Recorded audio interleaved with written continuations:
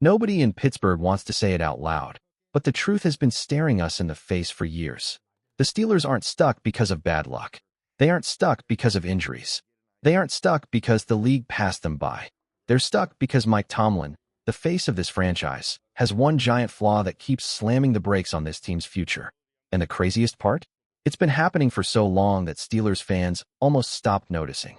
But today, we're putting a spotlight on it. Before we dig in, if you love honest Steelers talk, make sure to hit that subscribe button, drop a like, and tap the bell icon so you never miss a new breakdown. It helps more than you know, and it keeps this channel growing like Steelers Nation worldwide. All right, let's get into it. Mike Tomlin is respected. He's accomplished. He's one of the longest tenured coaches in all of American sports. But longevity isn't perfection, and his biggest weakness has been holding this team back for nearly half a decade. We've all seen the patterns. Questionable challenges, timeouts burned at the worst possible moments, fourth down decisions that feel stuck in the past, and a defensive-first philosophy that drains resources without delivering elite results. Think about it. The Steelers have spent massive money building one of the NFL's most expensive defenses in recent years, yet the unit rarely plays like the best in football. Good? Yes. Dominant? Not nearly enough for what's invested. And then there's the painful part Steelers fans never forget, the Killer Bee era.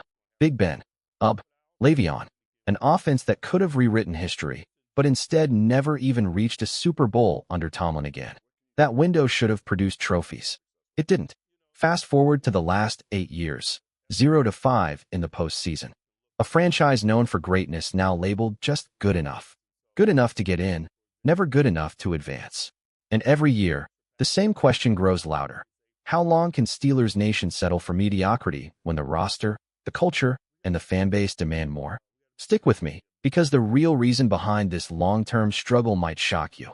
And the solution is even more surprising. The truth is hard for Steelers fans to swallow, but it's impossible to ignore. When Pittsburgh runs into the NFL's heavyweight teams, they usually get outmatched.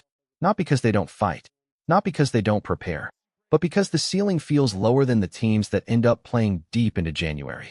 And honestly, if I had to compare Mike Tomlin to another figure in pro sports, the closest match might be Doc Rivers in the NBA. Both men are respected. Both are seen as strong leaders. Both have a championship ring, and both earned those rings within months of each other back in 2008. But since then, their careers have followed a strangely similar script. Solid regular seasons, high expectations, and then, when the lights get brightest, disappointing postseason exits that feel way too familiar. But to be fair, Tomlin has real strengths that have carried this franchise for years. He's one of the best motivators in football. He keeps the locker room united when the season gets chaotic. And he's the reason the Steelers almost never fall apart, even when injuries stack up or the offense looks lost. Pittsburgh doesn't leak drama. Pittsburgh doesn't quit. Pittsburgh doesn't crumble. And that culture is because Tomlin demands it, builds it, and protects it. Players around the league respect him deeply. Some choose Pittsburgh specifically because of him, because they want to play for a coach who's direct, fearless, and loyal to his guys. And in close games, few coaches in history match his track record. His teams grind, fight, and claw through one-possession battles better than almost anyone who's ever done it. But even with all those strengths, one flaw continues to weigh him down.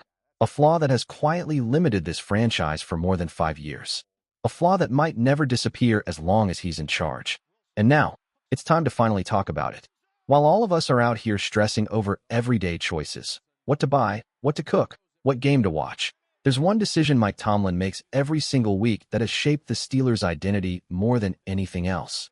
And it's this decision, this philosophy, that has quietly boxed the Steelers into one of the smallest offensive ceilings in the entire league. Here's the truth. Tomlin may be a defensive-minded coach, but his fingerprints are all over the offense. Not in the plays themselves, but in where he allows his quarterbacks to attack.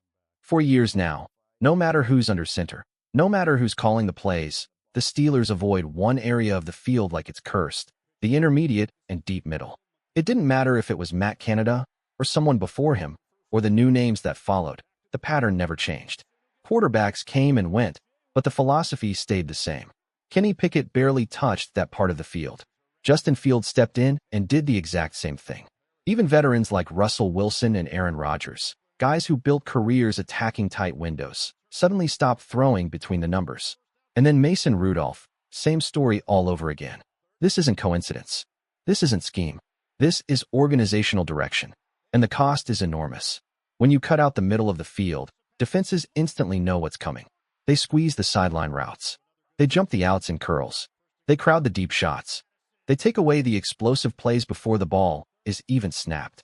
The offense becomes predictable, not because the players lack talent, but because they're only allowed to operate in half of the real estate. Now, why does Tomlin do it? Simple. That part of the field is where most interceptions happen. Balls sail, safeties lurk, chaos happens. And Tomlin hates turnovers more than almost any coach in football. But avoiding risk comes with a price. And as a wise coach once said, if you never take a shot, you never get the reward. And for the Steelers, that missing risk has created a missing spark. One that might explain far more about their struggles than most fans realize. Let's dig even deeper into what this philosophy means, and why it's been dragging this team down for years. And here's the sad truth. When you avoid the middle of the field, you cut the heart out of your own offense. Every smart coordinator in the league knows the same thing. If a defense has to defend that middle space, especially the deeper portions, suddenly the entire field becomes dangerous. Safeties have to back up, linebackers can't cheat, and corners can't sit on the sidelines waiting to jump routes. Everything stretches. Everything opens. Everything becomes harder to defend. But when you never attack that area, defenses don't have to respect it. They collapse to the outside, crowd the short routes, and shrink the field down until your offense is playing in a tiny box. That's exactly what teams have done to Pittsburgh this season, and they've done it successfully because the Steelers made it easy. And the saddest example might be George Pickens. Look at what he's doing in Dallas, thriving on crossing routes, in-breaking routes, plays that let him catch the ball on the move and explode afterward. That's his game. That's his superpower. But in Pittsburgh, he was rarely used that way. The system never tapped into what made him special. And that's not a Pickens problem. That's a philosophy problem. Ask any offensive mind with real respect around the league. Kyle Shanahan, Sean McVay, Sean Payton, Ben Johnson, they all share one thing. They attack the middle. They weaponize it. They build entire offenses around stressing that space because it's where the biggest explosive plays live. Just look at what Detroit did to the Steelers' defense recently. They hit the middle again and again with play action, and Pittsburgh had no answer. That's what happens when a team understands where the soft spots are and actually uses them. Pittsburgh used to be that kind of offense. Back when Bruce Arians was here, they took shots. They weren't scared of turnovers. They believed pressure should go forward, not backward. But over time, that mindset has faded into something far more cautious, almost fearful. A style built on protecting the ball instead of pushing the ball. A style built on hoping the defense creates the fireworks instead of the offense. And here's the problem with that. Defensive turnover production is one of the most unpredictable things in football. You can't build a championship window on something that changes game to game, year to year. And if fans online can see that the Steelers avoid the middle of the field, if analysts are talking about it, if social media has noticed it, you better believe every defensive coordinator in the NFL has noticed it too, and they've been feasting on it. You see it every Sunday.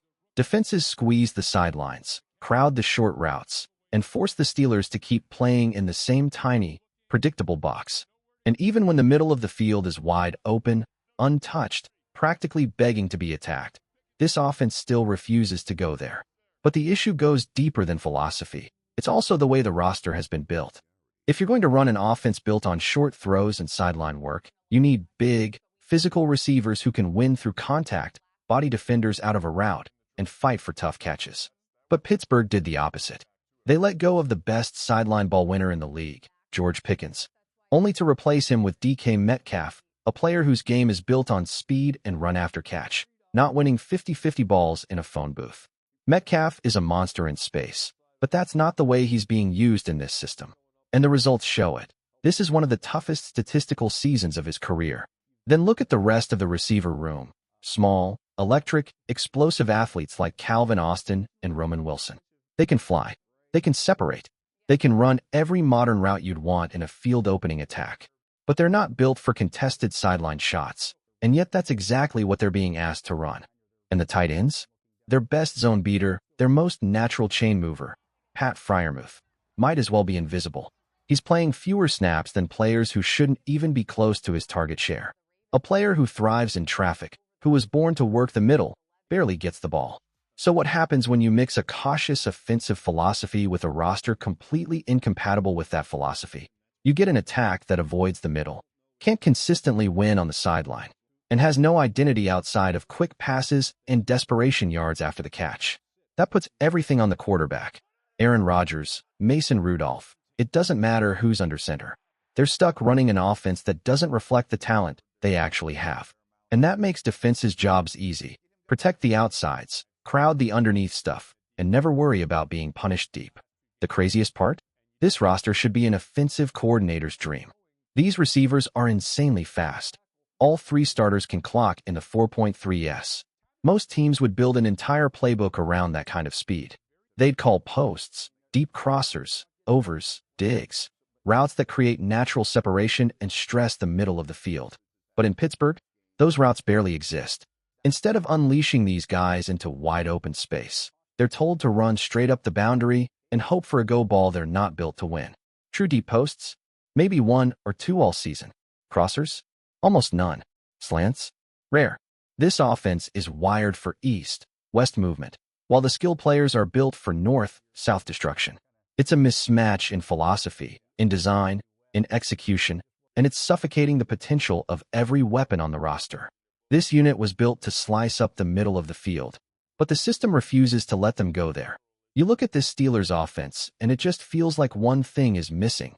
Not talent, not effort, but freedom. Freedom to stretch the field, to test defenses vertically, to finally use the speed this roster actually has. Because imagine, just for a moment, if Pittsburgh consistently attacked the deep and intermediate middle. Suddenly the short passes wouldn't be desperate safety valves. They'd become real weapons. Guys like Jalen Warren, Kenny Gainwell, even Darnell Washington. Their yards after catchability would explode when defenses are forced to respect routes behind them. But none of that can happen when the playbook is handcuffed by fear of turnovers and a philosophy stuck in place. And that's the painful part. This isn't a one-year issue. We're now several coordinators deep, multiple quarterbacks deep, and nothing about the offensive identity has shifted. The only constant is Mike Tomlin's grip on the approach. And for all his leadership strengths, that stubbornness on offense is dragging this team away from what it could be. Pittsburgh has the speed. Pittsburgh has the skill. Pittsburgh has the pieces to be a dangerous passing attack. What it doesn't have is a head coach willing to unlock it. That's why, for the first time in a long time, the idea of a coaching change isn't crazy. It might actually be the cleanest path forward. And realistically, if something like that does happen, it probably won't be dramatic. Tomlin isn't getting fired. The Rooney family hasn't fired a head coach in franchise history, and pride matters here. The far more likely outcome? Tomlin stepping away on his own terms, taking time to reset, and eventually choosing his next destination. And let's be real, teams would line up for him. A future Hall of Fame coach, a stabilizing force, someone who instantly changes the culture of your building. Plus, Pittsburgh would likely pull a first-round pick, maybe more, in the trade that follows, exactly the way the Saints handled Sean Payton. In that scenario, everyone wins. Tomlin chooses his next chapter. The Steelers avoid firing a franchise icon. And a new coaching era begins at the exact moment Pittsburgh is positioned to rebuild. New quarterback, loads of picks, a clean slate. But until then, this season is the test. If the Steelers find rhythm, steal a playoff win, or finally show growth down the stretch, maybe the story changes. Maybe Tomlin earns one more shot to reshape this team.